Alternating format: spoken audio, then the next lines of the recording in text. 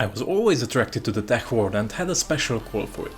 As time was flying, I was able to buy more and more tech products and had the chance to test, or at least to have a small interaction with a lot of smartphones, tablets and PCs. Welcome to my channel, good to see you here. I'm Daniel and this is DTech. Stay with me to find out which was my first smartphone ever.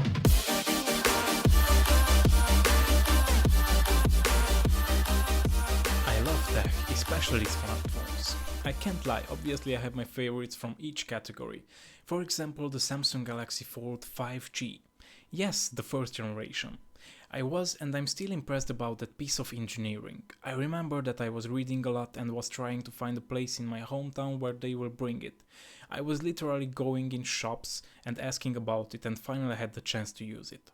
It was something fantastic. I was staying like 5 minutes and just admiring that folding touchscreen display. And you may say yes, but the crease. And I will tell you that you don't need to be a tech enthusiast to see that the crease is insignificant. After I started using it, I forgot about the crease even if it was in front of me. The experience to have the phone like that in your pocket is just simply fantastic. On the other hand, I always felt a special bond with the Chinese tech companies. I was always admiring those companies and how far they can get. It was just simply fantastic to see that the typical sentence made in China is no longer telling people that it's something bad or it's not original, but people see that there is much more value in that. I'm impressed that a lot of Chinese companies are in the top 10 in terms of smartphone selling, and it's not just because of the price, but because of the quality of the products. I just realized that I was using a lot of Huawei phones, for example the P8 Lite, the P10 and my current P30 Pro.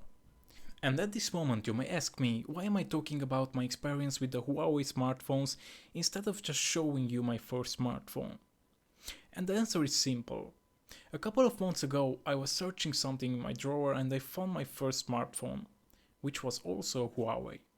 And this is the moment when I will show you my first smartphone ever.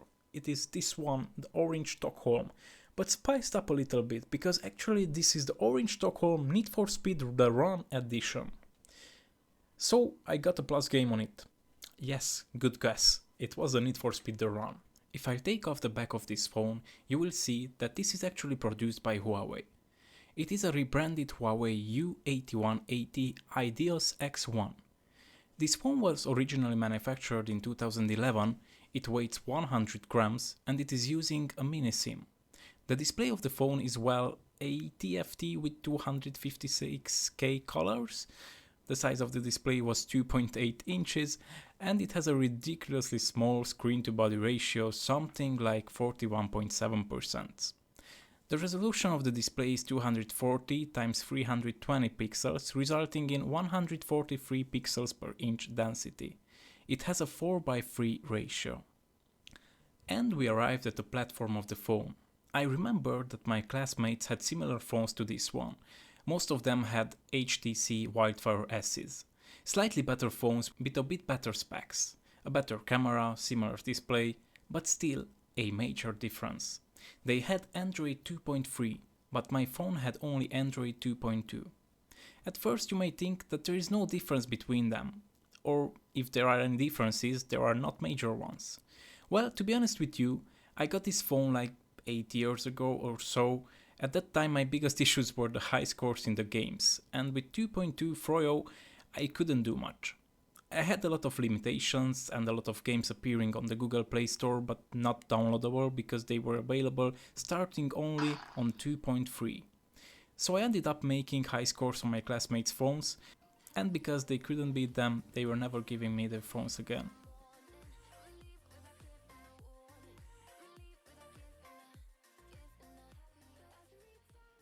The phone has a dedicated microSD slot and 120 MB of internal storage. I'm not sure about its RAM capabilities. What I know is the Huawei U8180 Ideos X1 had 256 MB. It has only one 3.15 megapixel camera with autofocus and it is capable of shooting videos. Sorry, but no selfie cameras here.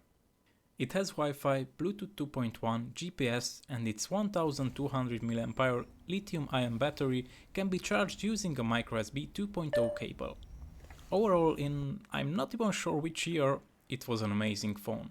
I was so happy to finally have my personal touchscreen phone, which obviously was a smartphone. So huge thanks to my parents who gave me the possibilities to have this amazing device and introduce me in something which is now my passion, the tech world. Thank you guys for watching this video. If you liked it, a subscribe and a like would be amazing. I was Daniel and this was D-Tech. Catch you guys in the next one.